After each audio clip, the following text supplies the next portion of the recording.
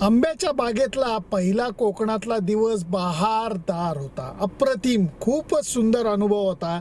आंब्याच्या दिवसामध्ये मोंडला जाऊन आंब्याच्या बागेमधले आंबे खाणं हे एक सुंदर अनुभव ठरलेला आहे.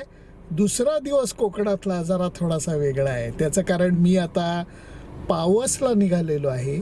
मोंडून पावसचा प्रवास समुद्रकिनाऱ्या काठणं इतका सुंदर आहे, कारण मी जे बोलतोय तेच जर का दिशा बदलली तर तुम्हाला कळेल किती सुंदर आहे.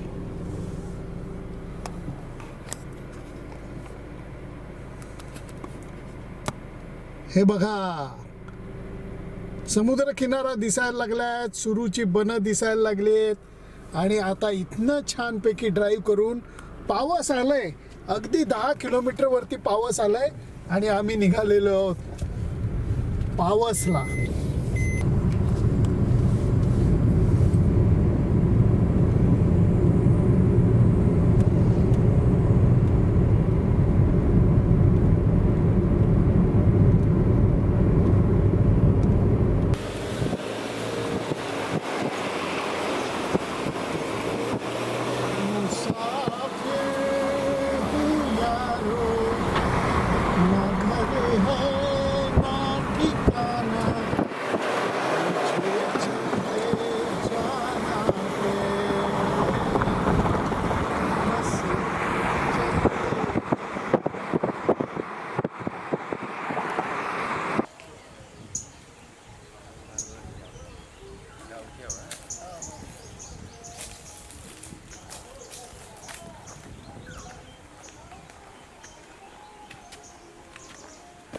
मोंडपासनं अंदाजे 85 किलोमीटर अंतरावरती पावस नावाचं गाव आहे. पावस सगळ्यांना माहिती आहे, स्वरूपानंद सरस्वतीचा इथं आश्रम आहे आणि त्याचबरोबर गणेश मंदिर आहे. परंतु त्याच्याबरोबर या मित्राच्या एका वेगळ्या घराचा आस्वाद घ्यायला मी इथं आलेलो आहे. कारण जरा फिरा इकडे, अजून मी आत गेलेलो नाही आहे घरात. असं कोकणी स्टाईलचं मातीचं घर आहे हे, आणि म्हणून चिरा आणि माती ह्याच्यापासून बनवलेलं, खाली सारवलेली जमीन, अशा एका वेगळ्या वातावरणामध्ये जरा अनुभव घ्यायला आलो आहे. त्यामुळे या बघूया कसं आहे. ऋतुपर्ण होमस्टेची संकल्पना ज्यांनी मनात नुसती ठेवली नाही तर प्रत्यक्षात राबवली. दीप, कसा आहेस मित्रा? मी मस्त, मजेत. काय विचार होता हे सगळं बांधताना? कोणाची वास्तू आहे ही डायरेक्ट तू विकत घेतलीस का त्याचं रिफर्बिश केलंस का नव्याने बांधली, काय केलंयस काय? हे पूर्वी आपल्या इथे बुवा बेहरे म्हणून नावाचे गृहस्थ होते. म्हणजे संगीत क्षेत्रामध्ये त्यांना राष्ट्रपती पुरस्कार मिळाला होता. तर त्यांचं हे घर होतं. तर त्यांच्या पश्चात मला ते कुठून तरी रेफरन्स मिळाला असा इकडून तिकडून, आणि त्याच्यामधून मग मला कळलं की ते विकायचं आहे वगैरे. मग ती पूर्ण ही आंब्याची बाग आणि हे सगळं जे काय परिसर आहे तो आपण विकत घेतला. आणि त्याच्यानंतर माझी स्वतःची थोडीशी आवड होती की मातीचं घर असावं, मला आवडतं म्हणजे. मग त्याच्यासाठी म्हणून मी स्वतः असा प्रयत्न केला आणि ट्रायल बेसिसवर करता करता करता ते प्रत्यक्षात उतरवलं. मग त्याच्यानंतर हळूहळू माझेच काही मित्र किंवा असेच काही लोक यायला लागले. मग मला कळलं की लोकांना पण आवडतं. तर मग त्यासाठी म्हणून मग मी आता ती द्यायला सुरुवात केली की ठीक आहे बाबा, ज्याला खरोखर म्हणजे माझ्यासारखे अजून खूप जण आहेत, प्रत्येकजण तर हे काय करू नाही शकत. मग त्यांना प्रत्यक्ष बाबा येऊन राहता यावं, त्याचा आस्वाद घेता यावा, मग त्यांनासुद्धा त्या सगळ्या गोष्टींचा अनुभव घेता येईल. म्हणून मग त्याच्यासाठी मी ही संकल्पना पुढे आता काय म्हणायचं त्याला, ऋतुपर्ण होमस्टे नावाने आता सुरू केली आहे जस्ट. मित्र, गंमत मला अशाची वाटते, हा माणूस किती गमतीदार आहे बघा. तुझा व्यवसाय काय पहिलं सांग? माझा व्यवसाय कन्स्ट्रक्शन. नाही, पण मी सिमेंटमध्येच होतो ना, 15 वर्ष झाली सिमेंट. मला माहिती आहे की सिमेंट मला नको आहे वैयक्तिक, म्हणून मग मी माती पाहिजेच आपल्याला. आणि मला आवड पहिल्यापासून होती. मी माझं लहानपण गावामध्ये गेलं आहे, मी मातीत खेळलो आहे. मग ते कुठेतरी एक रिलेशन असतं जे तुटू नाही शकत कधी. मला हे सांग, मातीचं घर बांधणं इच्छा खूप चांगली, एक्झिक्युशन करणं एका कन्स्ट्रक्शनच्या मुरलेल्या माणसाला सुद्धा किती सोपं होतं, किती अवघड? सोपं असं काही नाही म्हणता येणार, पण ठीक आहे, प्रयत्न केलेत आम्ही पण खूप त्याच्यासाठी, आणि मग त्याच्यातून जाऊन शेवटला फायनल आउटपुट आता हे तुमच्या समोर आहे. म्हणजे असं नाही की, आणि आपण शक्यतो तसंच मेंटेन करतोय, आणि जे काय आहे ते पारंपरिक पद्धतीनेच केलं आहे आपण. त्याच्यामध्ये कुठलंही नवीन कुठलं टेक्निक नाही वापरलं आहे, कारण का नवीन टेक्निकपेक्षा जी जुनी टेक्निक्स आहेत त्याची लाईफ पण जास्त आहे, थोडाफार मेंटेनन्स आहे, पण ठीक आहे, आता ते हौस आहे म्हटल्यावरती आपण करतो तेवढ्या सगळ्या गोष्टी. पण लोक त्याच्या करताच फक्त इथे येतात.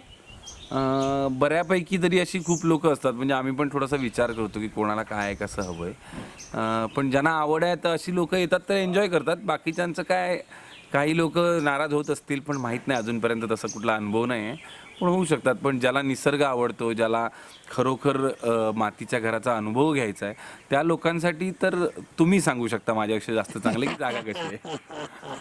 थँक्यू मित्रा, थँक्यू.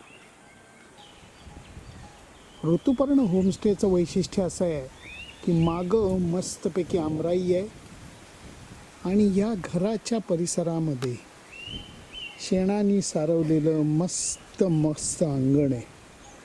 पायातली उष्णता सगळं काढून घेणारं असं हे मातीचं अंगण.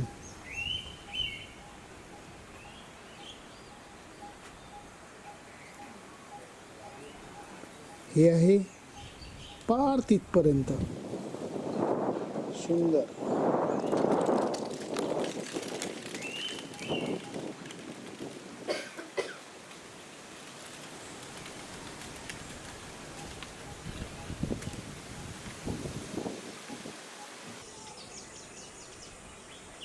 सुगरण पक्ष्याची घरटी खूप पाहिली, आज प्रत्यक्ष कन्स्ट्रक्शन करताना बघायला मिळतंय.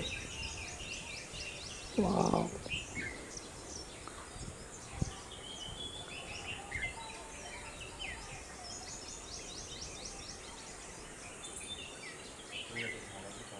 काय बारकाईने बांधकाम चाललंय. ओळ्याच्या झाडाची फांदी आहे, राय ओळ्याच्या. वाव. ऋतुपर्ण होमस्टेचं अजून एक चांगलं वैशिष्ट्य म्हणजे साधारणपणे 200 पेक्षा जास्त वर्ष असं मंदिर आहे इथे दत्तगुरूंचे. सुंदर मूर्ती आहे, अत्यंत सुंदर.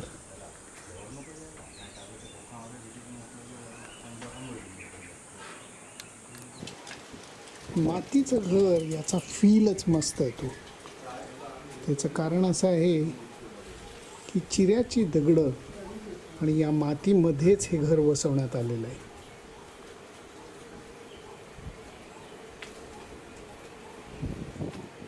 परंतु जुन्या स्टाईलचे हे कोनाडे, खुंट्या, या सगळ्या गोष्टी या मालकानं लाकूड फाटा गोळा करण्यापासून सगळं छान करून ठेवलेलं आहे. एक प्रकारचा रस्टिक लुक आहे.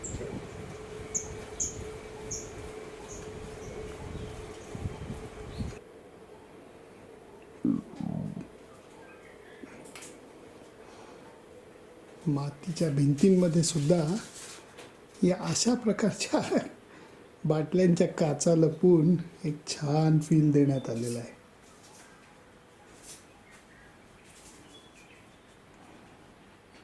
सगळं स्वच्छ आहे.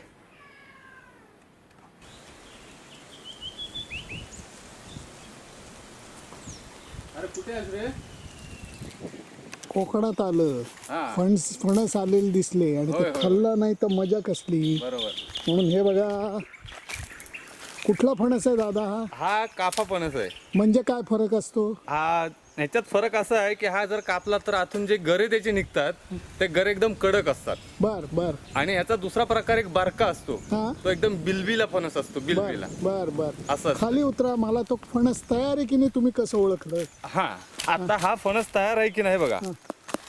ठोकल्याच्या नंतर त्याचा दबदब आवाज येतो. आता ह्याच ठिकाणी हा फणस जर का कच्चा असता तर कडक आवाज आला असता, टणटण आवाज आला असता त्याचा. हा. आणि वास सुद्धा येतो. आणि वास सुद्धा येतो याचा. त्यामुळे हा तयार आहे खायला. हा खायला तयार आहे. चला चला चला याचा आस्वाद घेऊया.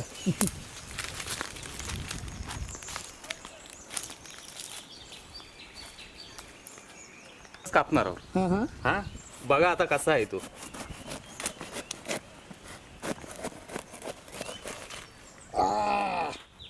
हा बघा काय रंग आहे हा बघा. तुम्हाला कॅमेरामध्ये वास कळणार नाही म्हणून, नाहीतर एकदम तयार माल आहे. क्या बात आहे.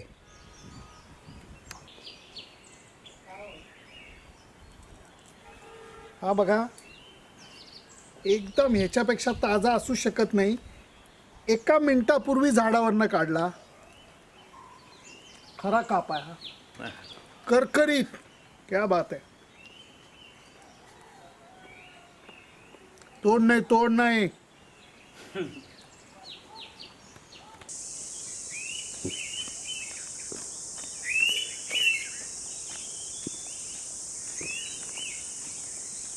तसं म्हणायला गेलं तर पावसचा हा स्टे हा खूपच छोटा झाला, परंतु या मातीच्या घरामध्ये ऋतुपर्ण होमस्टेमध्ये राहून खूप मजा आली. इथले जे केअरटेकर आहेत ते चुलीवरचं जेवण प्रेमानं अगदी बनवून देतात. शेजारी दत्त महाराजांचं मंदिर आहे. सुंदर परिसर आहे. शेणानं सरवलेली अंगणं आहेत. 2 मस्तपैकी फणसाची झाडं तुमचं स्वागत करत असतात. त्यामुळे इथला स्टे खूप मजेदार झालेला आहे.